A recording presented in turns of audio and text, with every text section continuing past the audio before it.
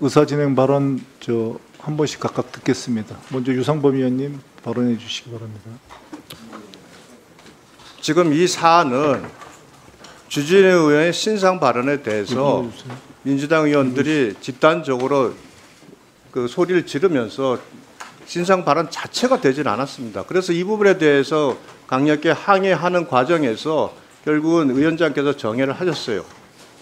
그 정회를 하시고 그다음에 서로 간에 고성이 오가는 과정에 그 화면을 보시면 알지만 우리 원내대표가 돌아서서 나가려고 하는데 이기영 의원이 소리를 지르면서 다가와서 거기서 이 몸을 부딪힌 겁니다. 그러면은 다른 건 다 떠나서 그래요.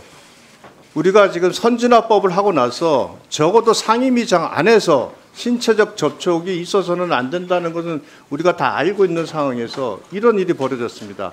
그 돌아서 있는 사람을 불러서 돌아서서 다가가서 몸을 부딪히는 이 행위, 이게 어떻게 그냥 넘어갈 행위겠습니까? 그리고 다른 것도 떠나서 비록 소수 야당이지만 원내대표입니다. 원내대표를 향해서 초선 의원이 그냥 달려가서 그런 식으로 강하게 말로 항의하는 게 아니라 몸을 부딪히는 행동, 이렇다면 이게 앞으로 이런 일이 안 생긴다고 어떻게 얘기했습니까? 그냥 넘어간다면 앞으로 이런 일이 계속 반복될 수 있고 경우에 따라서는 우리 민주당 원내대표에게도 우리 초선 의원이 다가가서 그런 행동을 하면 여러분은 용납할 수 있겠습니까? 이거는 서로 간에 아무리 경황돼도 지켜야 될 선이라는 게 있습니다. 그런데 그 선을 넘어선 행동이고 이 부분에 대해서는 우리가 반드시 사과를 해야 되고 이와 그 상임위 운영과 관련돼서는 그 김병기 운영위원장께서 이 부분에 대한 입장도 표명을 하셔야 된다는 게 저희 당의 입장입니다. 자, 다음은 문지석 의원님. 네, 어쨌든 불미스러운 일이 있어서 너무 유감스럽게 생각하고요. 문제는 송원석 원내대표님의 말에서부터 시작이 된 겁니다. 말에 시작됐는데 들어보세요. 그러니까 문제가 항상 싸움이 되는 거예요. 그래서 송원석 대표님이 뭐라고 얘기했냐면 이게 정의하는 게 국감 전략이냐 이런 얘기를 하셨어요. 최소한 원내대표라는 분이라면 책임 있는 말씀 하셔야죠. 초선도 아니고 삼선 원내대표님께서 이게 국감 전략을 저희들이 그런 전략을 구사하겠습니까? 그래서 나오는 과정에서 우리 이기현 의원님께서 아니 무슨 소리 하는 거냐, 국감 무력화는 당신들이 시키는 거 아니냐 이러는 과정에서 송원석 원내대표님이 뒤돌아서면서 몸으로 부딪힌 겁니다. 영상을 보시면 알아요. 그러니까 이기현 의원님도 그냥 부딪히니까 받아준 거예요. 아니 잘 보세요. 영상을 보시면 나오니까 이거는 뭐 사과하고 이런 문제는 아니다고 보고, 뭐냐면 서로 입장이 다르잖아요. 영상을 보면 알아요. 여기 언론인들 다 계시잖아요. 누가 거짓말을 치겠어요. 누가 거짓말을 하고 누가 속이는지 이런 다 알아요, 국민들이. 그래서 그냥 이거는 앞으로 회의를 진행하는 데 있어서 서로 상대방을 모욕하는 얘기 하지 말고 좀 차분하게 진행했으면 좋겠습니다. 우리가 무슨 대통령실 국감을 무력화시키려고 이런 무슨 정예 작전을 쓴다 이런 얘기는 정말 모욕적인 얘기거든요. 그래서 이기현 의원님 잠깐 신상 발언하고 이렇게 정리하는 걸로 했으면 좋겠습니다. 위원장님 그렇게 해주십시오.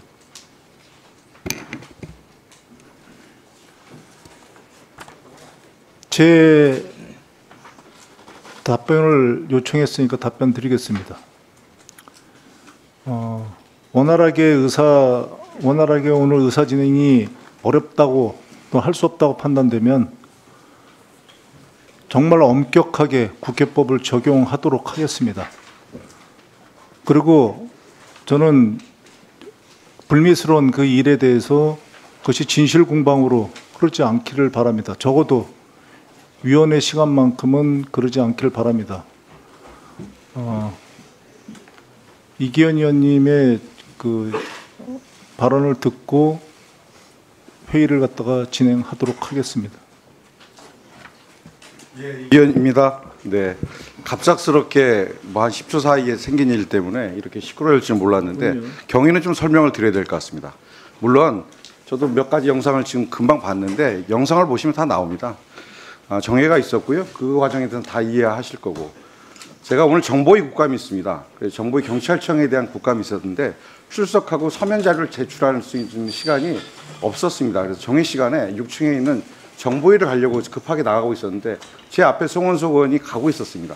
송원석 의원이 국감을 망치려고 민주당이 하려고 한다라는 취지의 발언을 강하게 소리를 지르며 나가셔서 제가 뒤에서 따라하면서 저도 운영위의 위원이기 때문에 국감을 망치려고 하는 건 당신들이야 라고 얘기를 했더니 송원석 의원이 돌아서서 몸을 던지셨어요.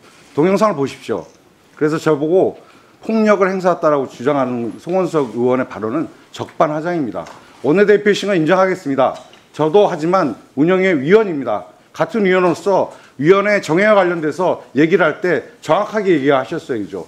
저는 제 입장을 얘기했던 것이고 뒤돌아서서 저는 앞에 나가고 있는데 몸을 던지신 건 송원석 의원이십니다. 동영상 보십시오. 국민의힘 의원들 보셔도 그 문제 부인하실 수 없을 거예요. 다만 그 순간이 굉장히 짧았기 때문에 둘이 동시에 부딪히는 것을 보일 수 있었지만 저는 앞으로 가고 있었고 송원석 의원은 가시다가 바로 뒤돌아서서 저에게 몸을 던지셨어요. 그게 답니다. 그런데 저는 이것에 대해서 송원석 의원이 몸을 던질 때 놀랐어요. 그렇게 갑자기 뒤돌아서서 인상을 저한테 확 쓰시면서 몸을 던지는 거 보고 제가 초선의원이고 평상시에는 복도에서 만나면 제가 예의 바르게 인사도 드립니다. 그러는 분이 이 자리에 있었던 충돌 하나 가지고 발언을 가지고 제가 분명히 국감을 방해하려고 하는 것이 당신들이 하라고 얘기했고 송원석 의원은 그 전에 국감을 망치려고 하는 게 민주당이라고 하셔서 의원으로서 제가 얘기를 한 겁니다. 그렇지 않다는 것을. 그런데 몸을 던지셔서 이 문제가 발생했다는 말씀 드리고요. 그럼에도 불구하고 제가 운영과 진행과 관련돼서 이러한 일로 인해서 소란을 드리고 그리고 시간이 이렇게 지난 것에 대해서는 개인적으로 굉장히 유감스럽습니다.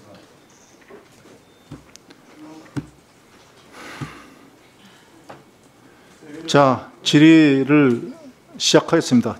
안 받겠습니다. 안 받겠습니다. 자, 조용히 해주세요. 자, 존경하는 김기표 의원님 질의해 주시기 바랍니다.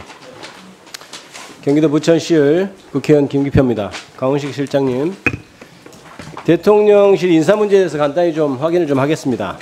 특정 비서관, 특정 실장, 특정 인물이 실세다. 그 사람이 다 좌우한다. 그 사람을 통해야 된다. 뭐 이런 법칙과 정치적 공세가 많이 있는 거 알고 계시죠?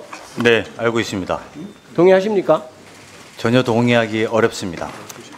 네, 그렇습니다. 우리는 지난 시절 최순실로 알려진 최서원, 김건희 등 시스템이 아닌 비선 조직에 의한 인사, 국정 전행을 목도했었습니다. 어이없었습니다. 우리 상식에 벗어나도 한참 벗어난 일이었기 때문입니다. 전 근대적인 사고방식을 가진 정치 집단이 현대 정치제도, 현대 민주주의 체제의 운영을 맡게 되었을 때 나타나는 전형적인 사례라고 저는 생각을 했습니다. 그런 사람들은 시스템에 의한 국정운영 자체를 이해를 못하는 것 같습니다. 그래서 자기들 시각으로 그렇게 계속 주장하는 거예요. 그런 억측과 공세를 할 수밖에 없다고 저는 생각을 합니다. 그래서 대통령 자리도 왕이라고 생각했던 것 같습니다. 그러다 결국 내란 일으키고 감옥에 가 있겠죠. 이런 억측과 주장은 결국 자신들의 수준만 드러내는 것입니다. 옛말 뭐 눈에는 뭐만 보인다 이거 굳이 언급하지 않더라도 모든 국민들이 알고 계실 거라고 생각합니다. 우리 이재명 정부는 지난 정부와는 달리 엄격한 시스템에 의한 인사 그리고 시스템에 의한 국정 운영이 이루어지고 있다고 생각합니다. 어떻게 생각하십니까?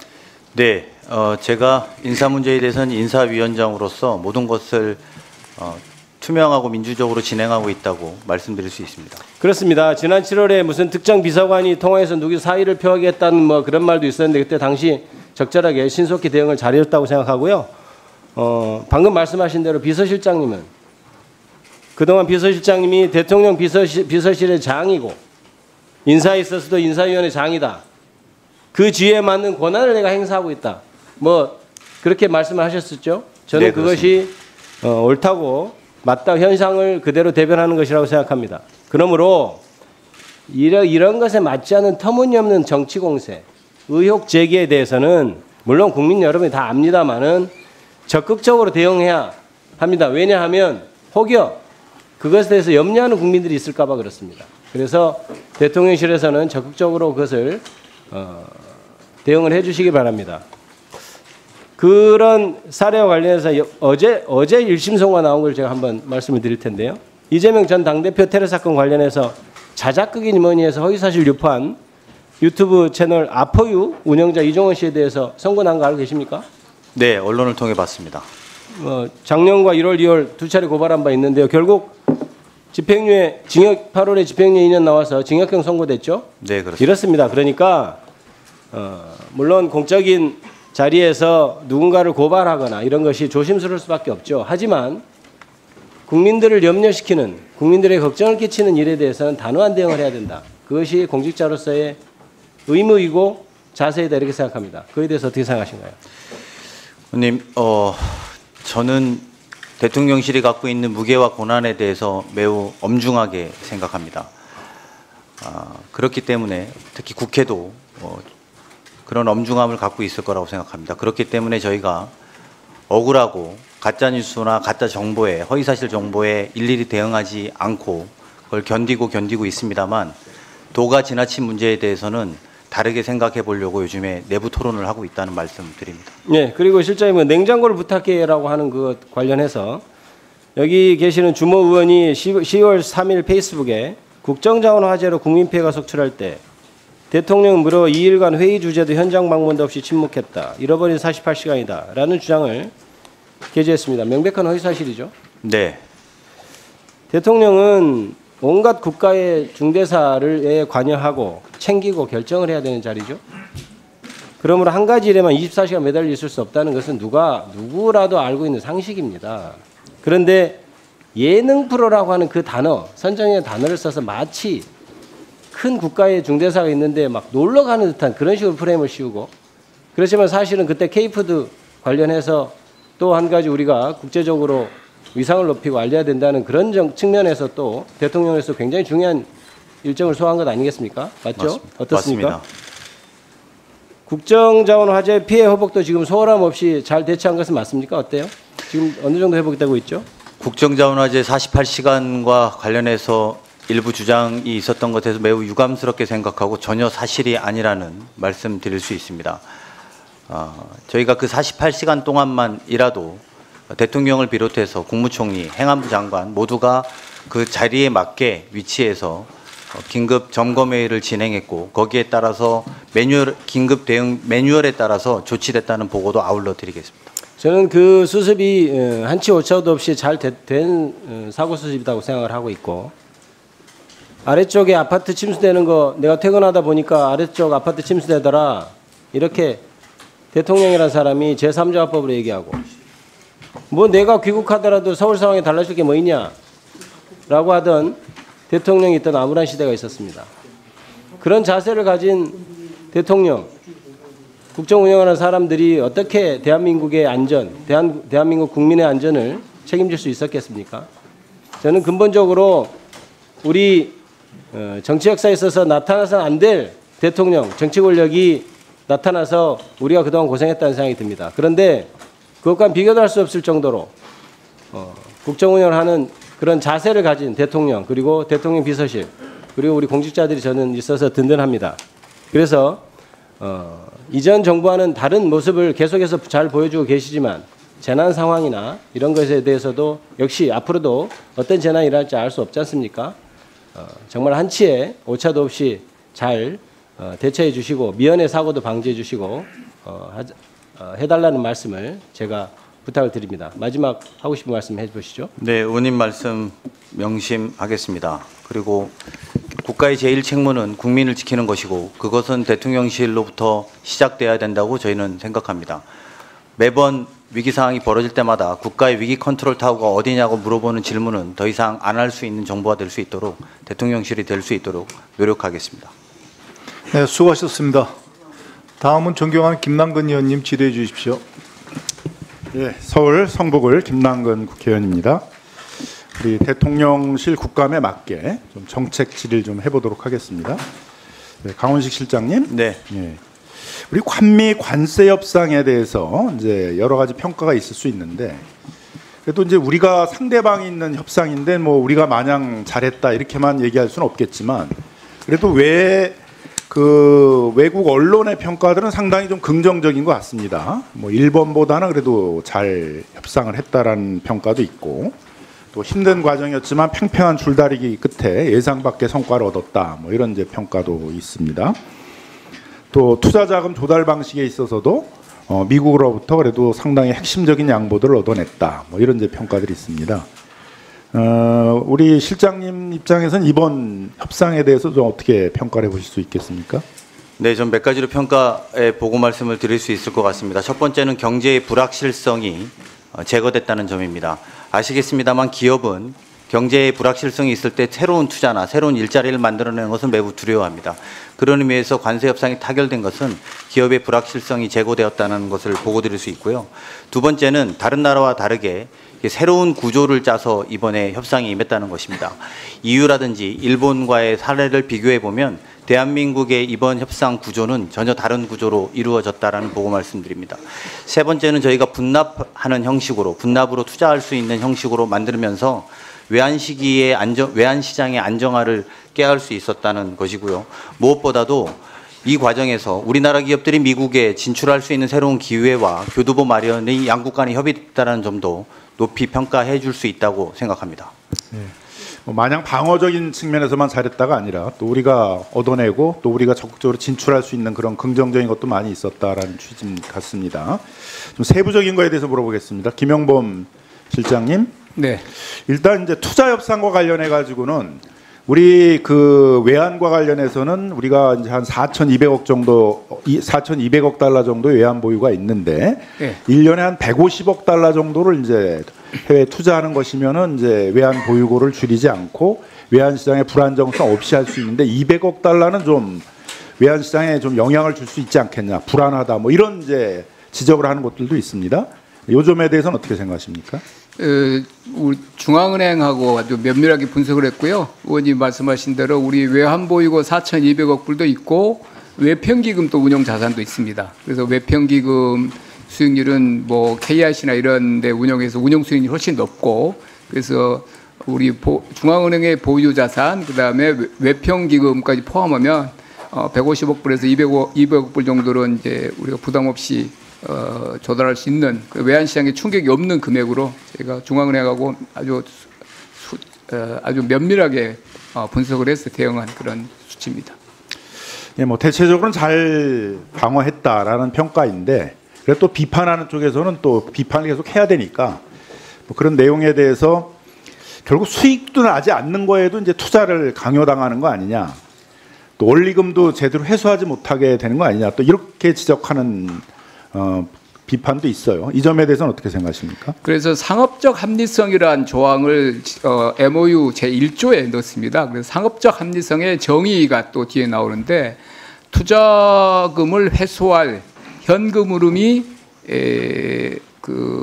있을 것으로 투자위원회가 선의, 굿페이스로 판단하는 위원, 그렇게 정의 조항을 넣습니다. 그래서 투자 원리금 그 회수에 불확실성 있는 사업은 애시당초 착수하지 않도록, 그리고 우리 협의위원회에서 동의하지 않도록 그런 제1조에 상업적 합리성 조항을 넣습니다.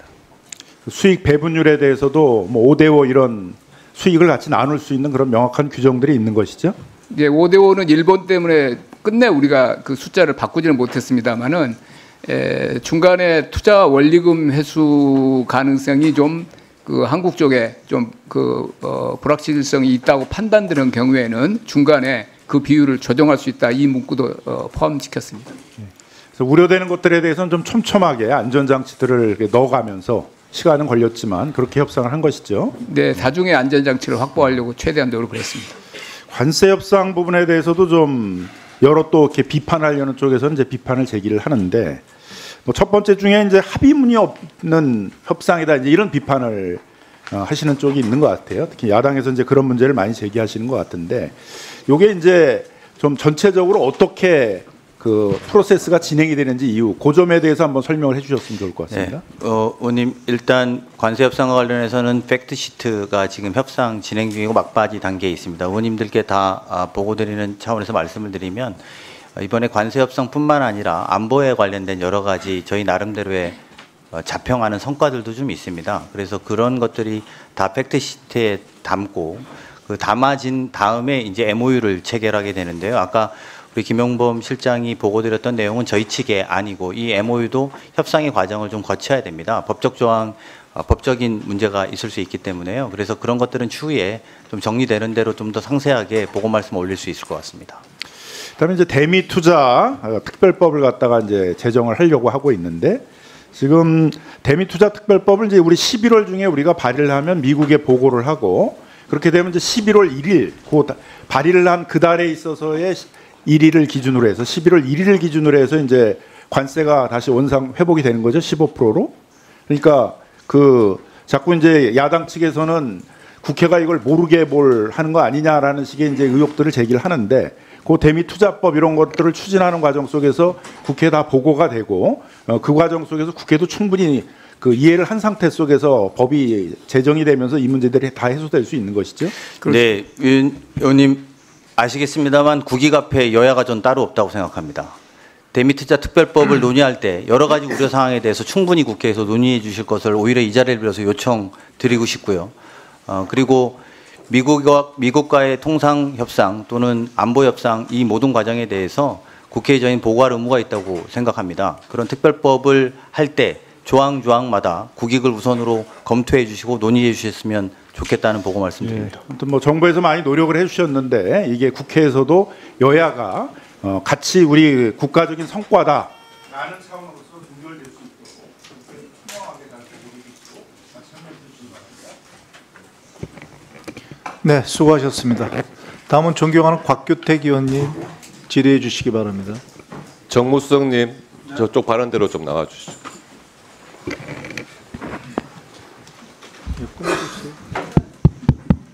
예, 오늘 그 운영위 국감 전에 언론에서 이렇게 타이틀이 나오더라고요. 김현지 없는 김현지 국감. 운영위 위원으로서 참 유감입니다. 금년 국감이 정말 김현지로 시작해가지고 김현지로 끝나는 것 같습니다. 총무비서관, 과거에 당연히 대통령실에 대한 국감에서 증인으로 출석을 해왔고요. 우리 운영위에서 제일 처음 국감 전에 이 증인 채택 여부를 논의할 때 당연히 총무비서관도 나오는 것으로 저는 이해를 하고 있었는데 그때 민주당에서 증인 채택을 거부하면서 이 논란이 커진 거거든요. 그 이후에 갑자기 대통령실에서 총무비서관을 또 부속실장으로 발령까지 냅니다. 아예 총무비서관이 국회에 나왔던 그 관행의 적용 대상에서 빼버리겠다고 한 거죠. 그러면서 논란이 계속 커지고 김현지 부속실장에 대한 과거 의혹까지도 다 언론에 나오면서 이게 더 일이 커진 겁니다. 최초에 정무수석께서 언론에다가 김현지 100% 출석 장담한다 이렇게 하셨다가 그 다음에 말이 갑자기 바뀌셨더라고요. 김현지 실장 나온다고 했다가 안 나온다고 다시 말이 바뀌신 이유 대통령이 지시하신 겁니까? 그렇지 않습니다. 총무비서관은 과거에 계속해서 운영에 출석했던 전례가 있어서 출석하는 것으로 저는 그렇게 알고 있었고요. 그러나 총무비서관이 부서실장으로 이동하게 된 것은 국회에 불출석하기 위해서 한 인사가 아니고 김남준 실장을 알겠습니다. 대변인으로 채택 그런 인사가 이미 있었기 때문에 제가 불가피하게 이렇게 된 것이고 사실은 예. 부속실장이라 하더라도 출석 의무가 없지만 수석님, 오전 중이라도 출석을 하려고 이어가겠습니다. 했는데 국회에서 거부된 것으로 알고 예. 있습니다. 처음에는 총무비서관으로서 있으면서 장관 후보자에 대한 인사에 관여한 것이 아니냐 그 정도의 의혹이었습니다. 그런데 이게 갑자기 인사 발령까지 나면서 또 주변 인물들의 말도 바뀌고 그러니까 이게 실세 현지가 아니냐는 의혹이 제기된 거죠. 근데 저는 이런 뭐 의혹보다도 이 국감에 불출석하는 그 과정에서 민주당에서 그 김현지 부속실장을 감싸기 위해 가지고 바뀌는 말들 전 이런 것들이 더 이게 문제가 아닌가 하는 생각이 들거든요. 정무수석님의 말씀도 바뀌었고요. 박지원 의원님, 김현지 똑똑하다. 내가 국정감사장 나가라고 했다. 국회에서 부르면은 나갈 것이다. 방송 나와서 장담했다가요. 하루 만에 다음날 아침에 김현지 못 나간답니다. 이렇게 말씀이 바뀌셨어요. 저는 이게 다선 국회의원 또 정무수석의 말까지 바꿀 수 있는 사람이 과연 누군가 굉장히 궁금합니다. 저는 말을 바꾼 적이 없고요. 오전 중이라도 오전 시간이라도 출석하는 게 바람직하다고 해서 권유를 했고 또 출석을 하기로 했었습니다. 수석님 질의 네. 안 끝났습니다 아직. 그래서 지금 민주당에서 제안한 게 오전에만 참여했다가 돌아가겠다. 오늘 오전 상황 보시지 않았습니까? 이런 식으로 회의 진행시키면은 오전에 증인으로 나오는 것이 무슨 의미가 있겠습니까?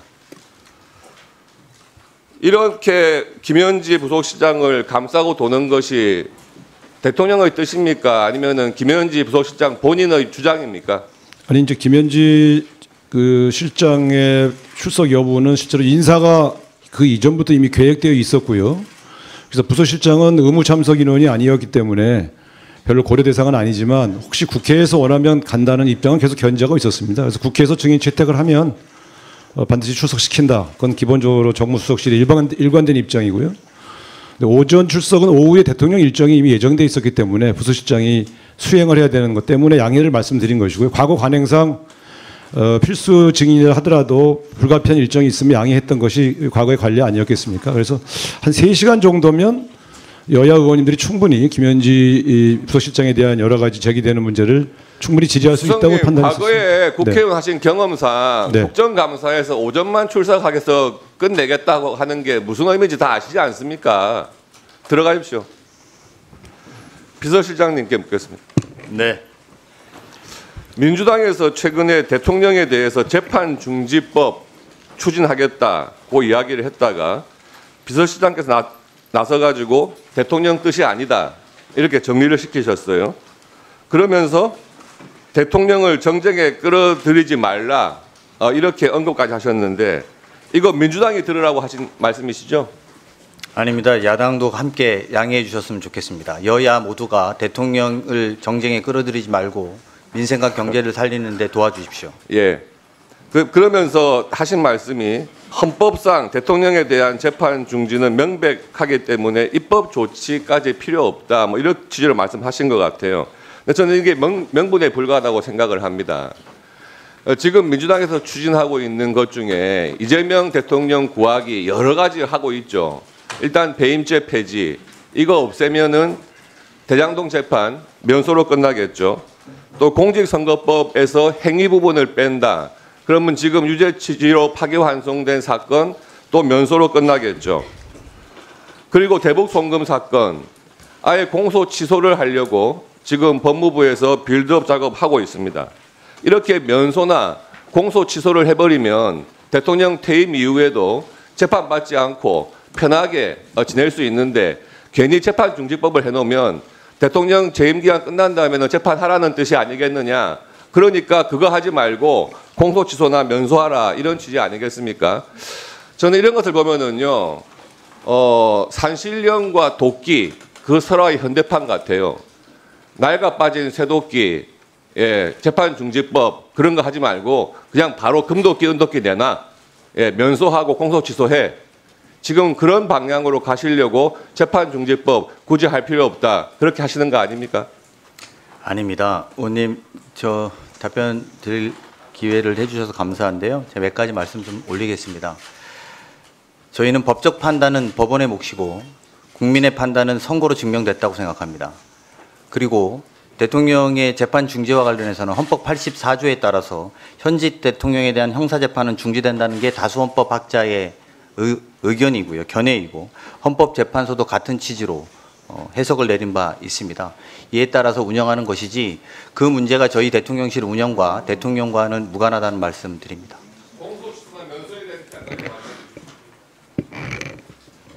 잘 못 들었습니다.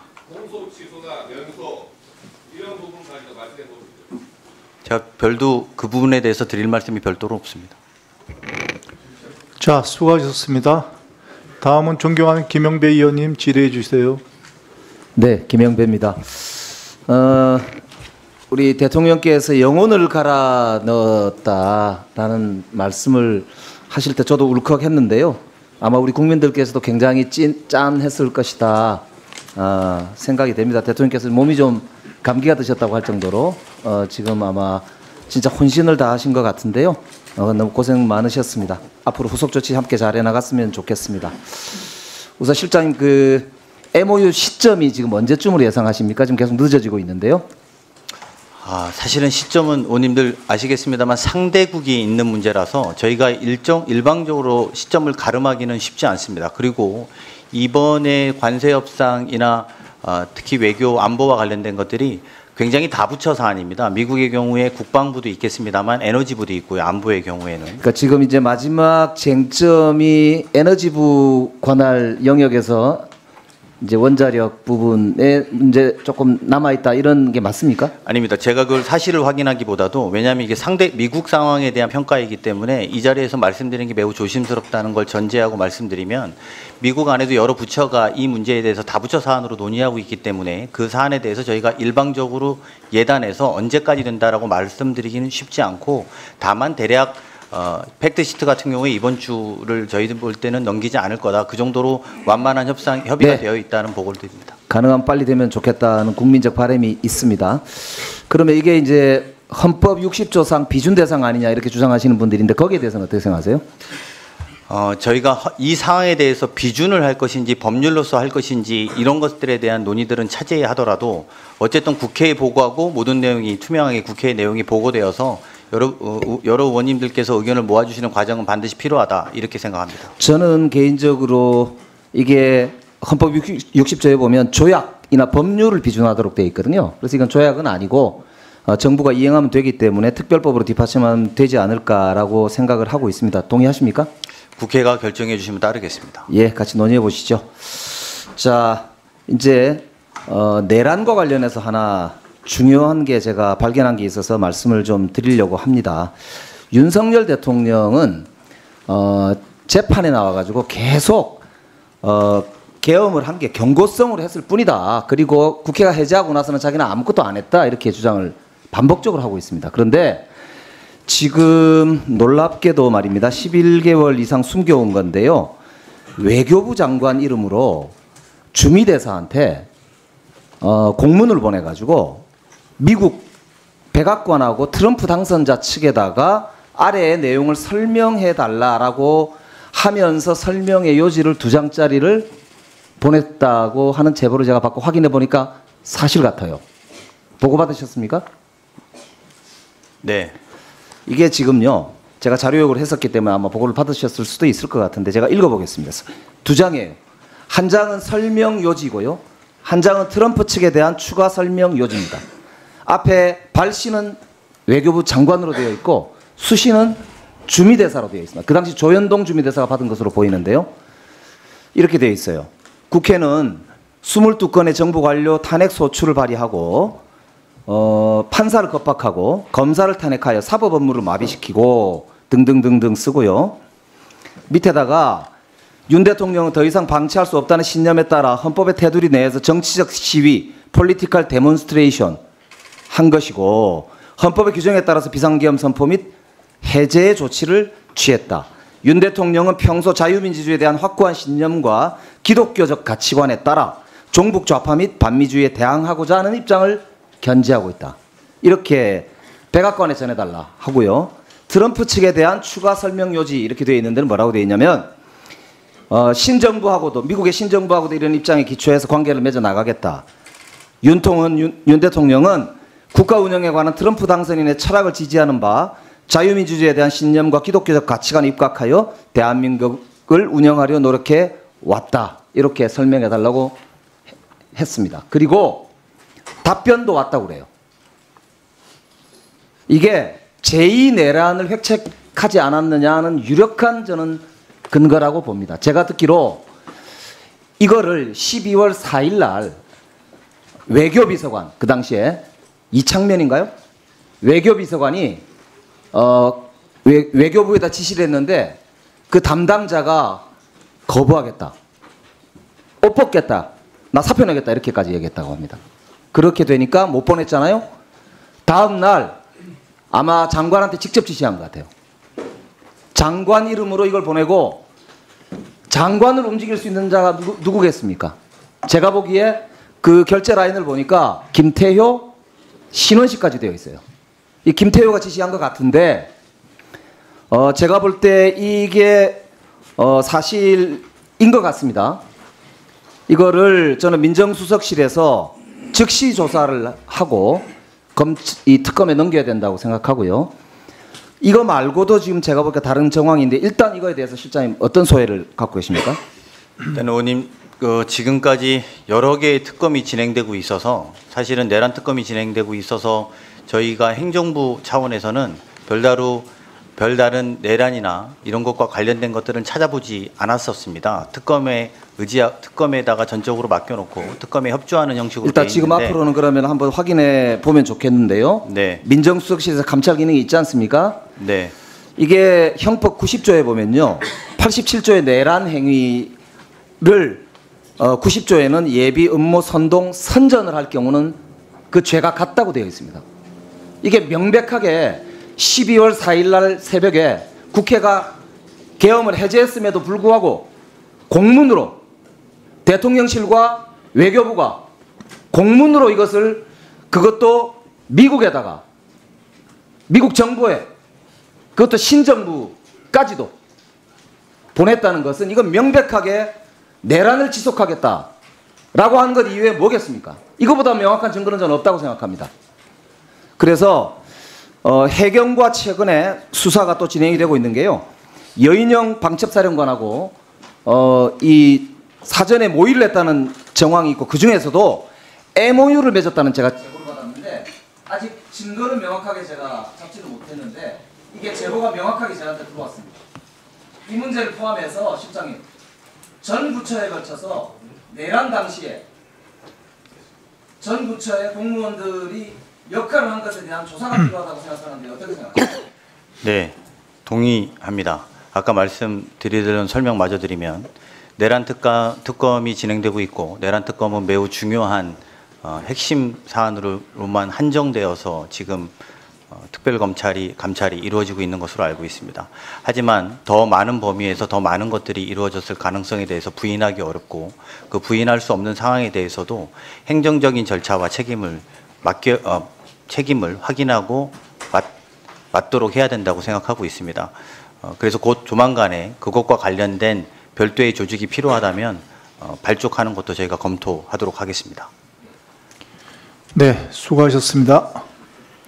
다음은 존경하는 박수민 의원님 질의해 주시기 바랍니다. 예, PPT 올라오면 시작하겠습니다.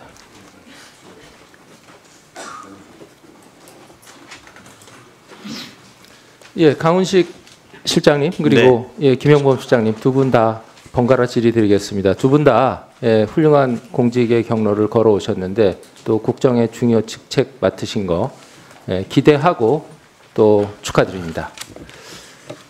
자, 한미 협상 결과입니다. 미국은 9,500억 불로 발표하고 한국은 3,500억 불이라고 발표합니다. 숫자 뭡니까, 강훈식 실장님? 네, 의원님 아시겠습니다만 각 국이 이를테면 이것을 그러니까 정치적인 언어로 해석하는 것에 대해서 서로 용이하게 그러면 이해했다. 세 가지 중에 제가 3,500억 불 1번, 9,500억 불 2번, 그 사이 3번입니까? 저희는 한국 발표가 저희의 합의 내용이라고 다시 한번 보고드립니다. 알겠습니다. 그 기준으로 질의드리겠습니다. EU, 일본 비교해서 새로운 길을 갔다 이렇게 말씀 주시는데 표를 좀 띄워주시죠. EU는 제가 보니까 총 1조 3천억 불인데 민간이 투자하는 겁니다. 그리고 구매합니다. 일본은 5,500억 불인데 정부가 투자합니다. 한국은 한국 발표 기준으로 보아도 민간도 투자하고 정부도 투자하고 둘 다 합니다. 맞죠? 맞습니다. 제가 볼 때는 EU 방식으로도 끌려가고 일본 방식으로도 끌려가고 우리나라만 이렇게 됐어요. 어떻게 평가하십니까? 왜 일본은 정부가 투자하는 거로 막았고 이유는 민간 기업이 투자하는 거로 막았는데 왜 우리는 정부 민간 다 끌려들었습니까? 우리는 정부가 투자하는 내용도 대한민국의 기업들이 투자하는 거에 포함되어 있기 때문에 사실 형태적으로 보면 저희의 그리고 일본과 미국, EU와는 오히려 좀 다른 의미에서 기업이 투자할 수 있는 공간이 열렸다라는 것은 저희들이 독특한 지점이라고 볼 수 있고요. 아니, 독특한 게 아니라 EU는 그동안 국제사회에서 해오는 대로 민간 기업들이 투자하고 정부가 촉진하는 방식으로 갔어요. 이게 원래 방식입니다. 근데 특이하게 일본이 SBC에 현금을 정부가 넣는 방식으로 얘기가 됐고 우리는 둘 다에 끌려든 거예요. 민간 기업도 투자하고 정부도 투자하고 어차피 저희가 분리하고 뭔가 내놔야 되는 협상인데 저희는 정부 측도 내놓고 민간 측도 내놨다. 제 요지는 이해하셨죠? 네. 그렇지만 의원님 말씀에 약간 동의하기 어려운, 저 뭐 충분히 지적은 동의가 네네, 됩니다만. 어떤 부분이 동의 못 하십니까? 그러니까 저희가 2천억이라고 하는 것은 저희가 투자 결정을 함께 미국과 함께해서 결정하는 것이기 때문에 우리나라 기업이 미국에 진출하려고 하는 기업들이 많습니다. 그 기업들의 필요한 것들의 투자가 같이 이루어질 수 있다는 점에서 정부가 필요한 부분에 필요한 투자를 할 수 있다는 장점이 있는 것이고. 네, 시점별로 제가 말씀드리겠습니다. 이해했는데 제가 동의 드릴 수 없는데 EU는 4월 15일에 시작해서 7월 27일에 가장 먼저 끝냈고 일본은 4월 16일에 시작해서 9월 4일에 끝냈고 우리나라는 4월 24일에 시작해서 10월 29일에 끝냈고 가장 늦게까지 버티는 것이 우리의 전략이라고 하고 국민들도 다 참아줬습니다. 근데 왜 정부 민간 다 끌려들었느냐? 그리고 일본이 택한 방식은 전례가 없는 방식이에요. 지금까지 지구상에서 정부가 SBC에 만들어서 남의 나라 SBC에 돈을 넣어서 정부끼리 투자한다? 이거는 지금까지 지구상에 없었던 방식이에요. 그럼 이거 하나만 끌려들어도 되는 것인데 일본 방식대로 끌려들고 정부 이거 뭡니까? 의원님, 저희가 일본 방식으로 했어야 된다는 말씀은 아니시죠? 아니요. 일본 방식을 당연히 안 했어야죠. 그렇죠. EU 방식으로 일본 갔어야죠. 방식은 누가 봐도 합리적이지 않다고 저는 생각합니다. 아니 근데 그리고 왜 저희 우리는 방식도- EU 방식을 못 가고 네. 일본 방식으로도 끌려들고 EU 방식도 덤탱이를 썼냐 이 말이에요. 그렇지 않습니다, 의원님. 그 실제로 EU 방식이 더 의원님의 포인트가 있다고 생각은 드는데요. 일본 방식과는 굉장히 현저하게 차이 나고 EU 방식과도 차이가 나는 것은 우리나라는 대미의 수출 1위국 중에 하나입니다. 그래서 미국 투자가 불가피한 지점들은 분명히 존재합니다. 다만 정부가 그런 데서 어떤 역할을 할 거냐에 대한 공간을 함께 찾았다 이렇게 해석해 주시면 될 것 같습니다. 예, 그러면 제가 정책실장님께 조금 세부적 질문 드리겠습니다. 한미동맹을 존중하신 점 높게 평가합니다. 노력하신 점 높게 평가합니다. 근데 저는 협상의 내용에 대해서 묻는 겁니다. 동맹도 계산기는 두드려야 됩니다. 다음 PPT 보여주시죠. 구윤철 부총리께서 기재위에서 이렇게 얘기하셨어요. 저희는 1,500불을 제시했는데 협의하는 과정에서 2천억 불이 상호 합의됐다. 이런 식으로 해서 3,500억 불이 됐다. 이렇게 말씀하셨고 김용범 실장님은 3,500억이 현금이다 아니다. 실제 들어가는 지분 투자는 5% 미만이다 했는데 미스커뮤니케이션이 생겼지 않습니까? 이게 왜 생겼습니까? 좀 설명 좀 해주십시오. 미스커뮤니케이션은 뭐 3,500불에 대한 사항인가요? 네. 예, 그거는 당시에 일본이 의원님 말씀하신 대로 먼저 했고 일본과 미국과의 이렇게 뭐 상호 이해 그리고 우리가 협상을 7월 30일에 했을 때 우리 협상팀이 미국과 했을 때 뭐 투자 그다음에 대출 보증이 다 포함된다는 거 당시 시점에서는 상호 이해였습니다. 그런데 이제 8월 초에 미국에서 MOU 초안이 왔을 때 미국 말이 판약이 바뀐 겁니다. 그래서 사실 3개월이 더 걸린 겁니다. 알겠습니다. 그럼 다음 페이지 좀 보여주시죠. 이게 시각적으로 보여드려야 국민들이 이해할 것 같아서 제가 간단히 그려봤습니다.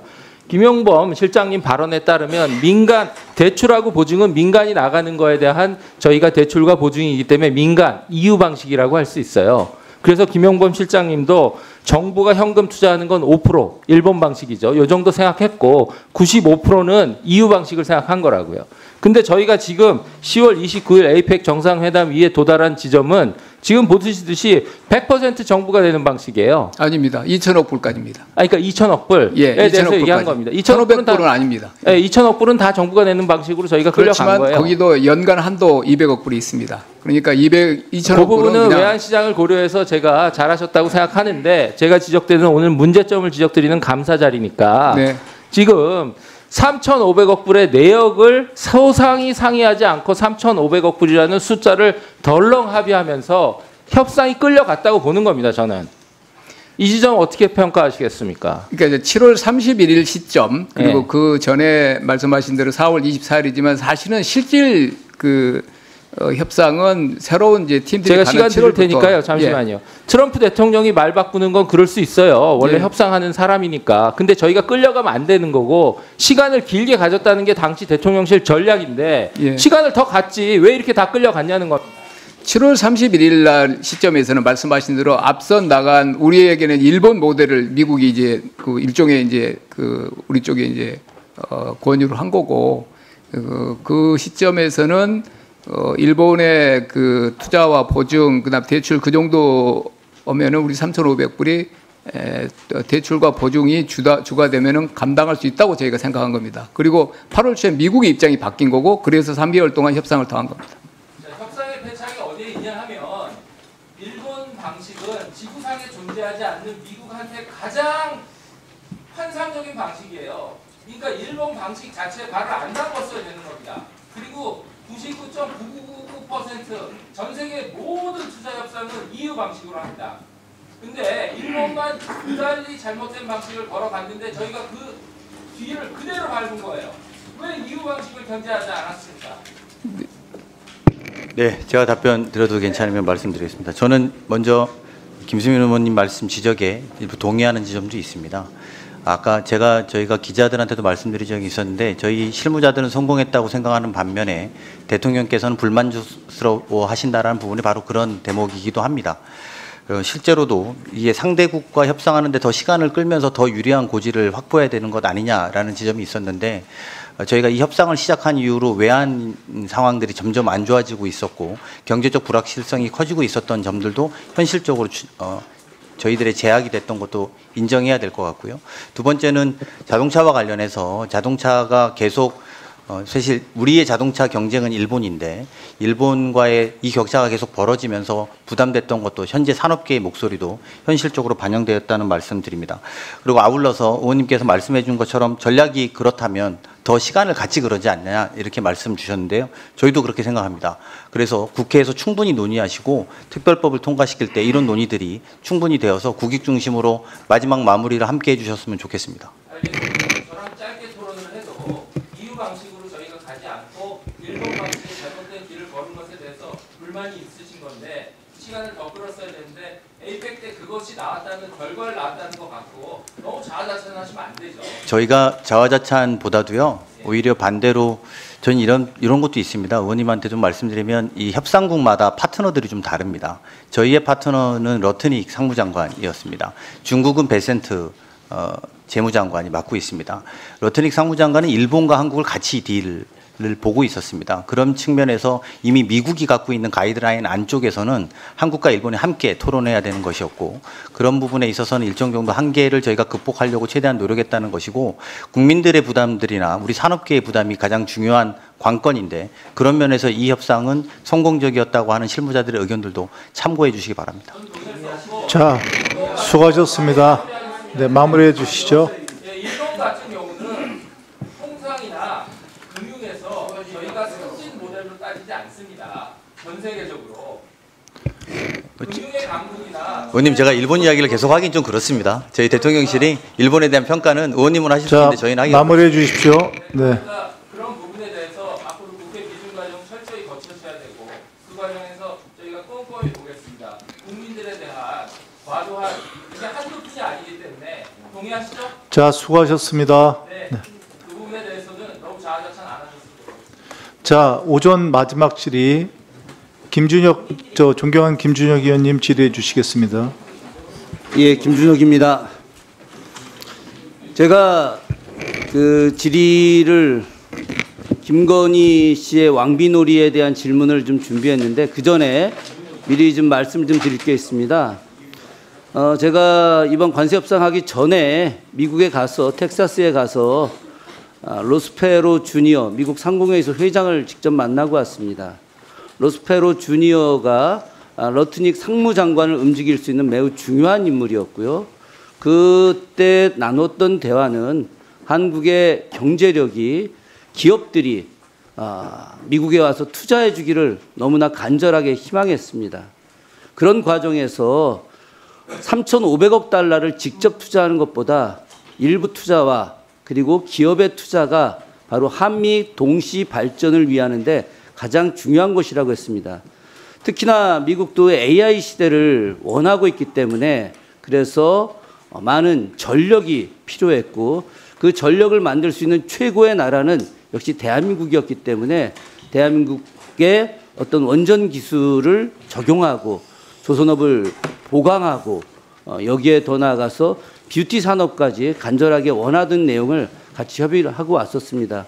저는 그런 측면에서 이번 협상이 매우 잘 됐고 특히나 일부 의원들은 그것이 불만족하다라고 이야기할 수 있겠으나 그러나 대한민국 국민들 하다못해 보수의 심장이라고 하는 대구의 시민들도 이재명 대통령과 이번 이재명 정부의 협상이 매우 잘했다라고 하는 그 부분에 대해서 먼저 말씀을 드리고 제 질의를 시작할까 합니다. 실장님, 네. 경복궁 근정전 위에 직접 올라가 보셨나요? 저는 못 가봤습니다. 사진 한번 보여주시겠습니까? 깜짝 놀랄 일이죠. 이배용 국가교육 전 위원장과 김건희 씨가 경복궁 근정전 위에 올라갔습니다. 문화재를 이렇게 함부로 올라가는 거 이건 감히 해서는 잘 안 되는 일이죠. 우리 실장님 국립고궁박물관 수장고에 들어가 보신 적 있나요? 아닙니다. 못 가봤습니다. 문화재 전문가 제가 30년 동안 문화재 판에서 있었습니다. 쉽게 이야기해서 경기도 문화재위원도 했었고요. 문화재와 관련해서는 최고의 전문가라고 자부하는 저도 국립고궁박물관 수장고에 들어가서 물품을 열어본 적이 없습니다. 왜? 너무나 중요한 것이기 때문에. 실장님 혹시 종묘에 신주가 모셔져 있는 신실 안에 들어가 보신 적이 있습니까? 못 가봤습니다. 죄송합니다. 이렇게 들어간 분, 죄송한 게 아니라 들어가지 못하는 게 너무 당연한 겁니다. 네. 5월 종묘 대제하고 11월 종묘 제례 때 그때만 그 문을 열고 그 안에 민간인이 들어갈 수가 없습니다. 이건 지금까지 당연한 내용이고요. 이렇게 해서 다 들어간 사람이 누구냐? 김건희 씨입니다.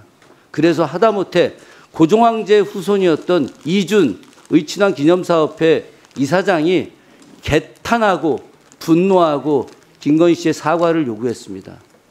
왜 이렇게 다닐까요? 이것은 마치 자신이 왕 노릇 혹은 왕비 노릇을 하겠다라고 하는 그런 거 이외에는 달리 해석할 수가 없습니다.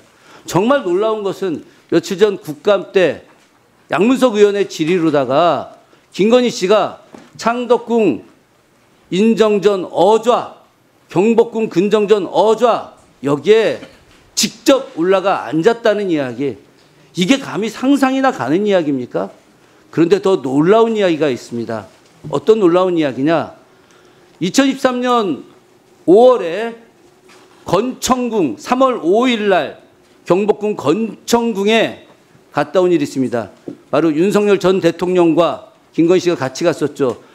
왕비의 침전이었던 곤룡앞에서 10분 동안 둘이 아무도 없이 배석했다는데 그와 관련된 내용은 여기서 말하지 않겠습니다. 중요한 건 뭐냐? 건청궁이 어떤 궁궐인지 잘 모르시죠? 건청궁은 궁 안의 궁이라고 하는 겁니다. 1873년에 고종이 왕이 된 지 10년 되던 해에 왕비의 궁을 위해서 따로 지은 겁니다. 세상에 전 세계 역사에서 그 궁 안에 왕비의 침전이 있긴 합니다만 왕비를 위한 궁이 또 다른 존재하는 건 없습니다. 이름도 하늘건자를 썼어요. 왕을 상징한 왕비의 공간 안에 이름을 건청궁이다라고 하는 이름을 지은 것은 있을 수 없는 일이죠. 그런데 이 건청궁에 갔다 오고 나서 지금 국가유산청에다가 특별한 걸 요청합니다. 어떤 걸 요청하느냐? 대통령실 총무행정팀에서 건청궁의 재현용품에 대해서 협조 공문을 요청합니다. 건청궁에 있었던 주요 물품들, 왕실에서 왕과 왕비가 쓰던 물품을 요구하는 거죠. 그래서 국능유적본부가 보안, 이점, 보함, 매우 중요한 함을 말하는 거죠. 이거 임금들 쓰람, 주치람 2점, 백동초대 1점, 사방탁자 2점 등 총 5종 9점입니다. 사진 한번 보여주시죠. 여기 보시게 되면 이 주치람 안에 뭐가 들어가는 거냐? 옥새부터 시작해서 각종 중요한 물품들, 임금을 상징화하는 물품들이 들어가는 게 이 주치람입니다. 임금과 왕비만이 사용할 수 있는 백동, 촛대 이런 물품들이 대통령실로 간 거예요. 관저로다가.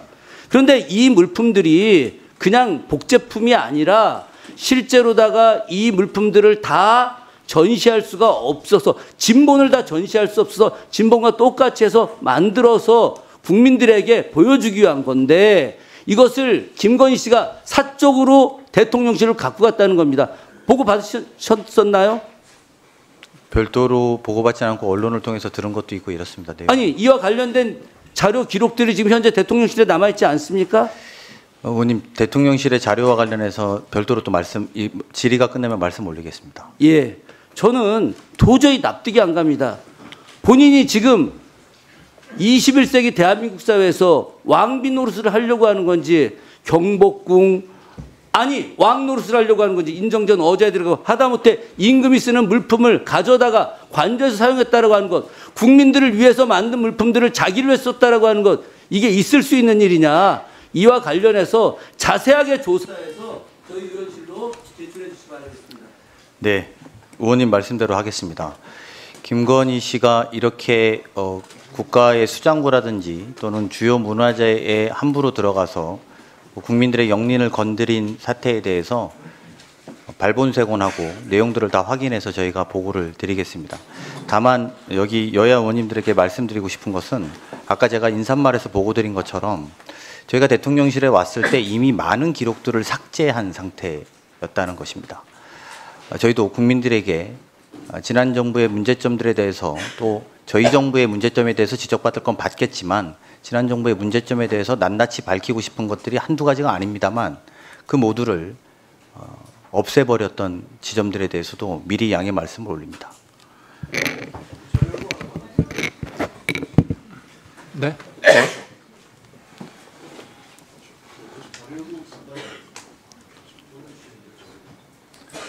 자, 그럼 서지영 의원님부터 자료 요구하십시오.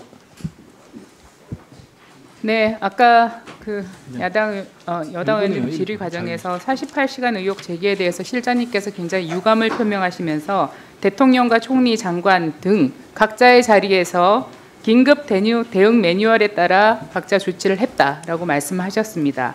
잘 하셨을 거라고 생각합니다. 그래서 자료 요청 드립니다. 실장님이 언급하신 긴급 대응 매뉴얼을 제출해 주시고 그리고 매뉴얼에 따라 조치했다는 자료 확인할 수 있는 내용을 제출해 주시기 바랍니다. 그리고 26일 대통령께서 귀국 후에 28일 예능 녹화 이후 중대본 회의 개최 시까지 대통령께 어떤 보고들을 했는지 어떤 지시사항들이 있었는지 그리고 대통령의 여러 가지 지침과 행위가 무엇이었는지 알려주시면 감사하겠습니다. 민주당에서는 당시 예전에 세월호 사건 때 1분 단위로 자료를 제출하라고 얘기했습니다. 저는 10분 단위로 자료를 제출해 주시면 좋을 것 같습니다. 뿐만 아니라 당시에 강훈식 실장께서는 원내 대변인으로서 세월호 7시간의 의혹에 관한 브리핑을 하신 바 있습니다.